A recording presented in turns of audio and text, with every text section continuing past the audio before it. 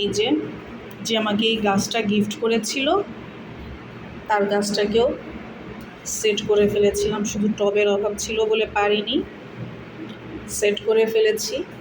এই গাছটা এখন আলহামদুলিল্লাহ আবারও কলি এসেছে, ফুল ফুটবে।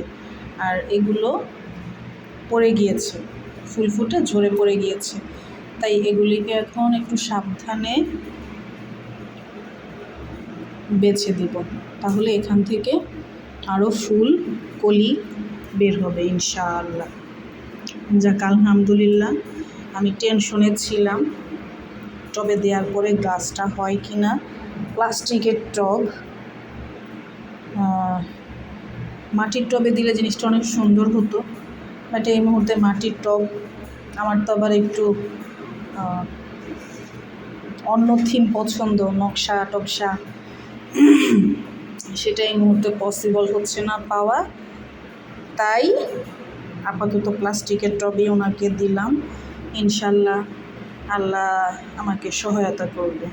তো সবাই দোয়া করো, আর যার গাছ সেও খুশি হবে ইনশাল্লাহ, বুঝতে পারবে যে আমি সত্যি তাকে যত্ন করেছি।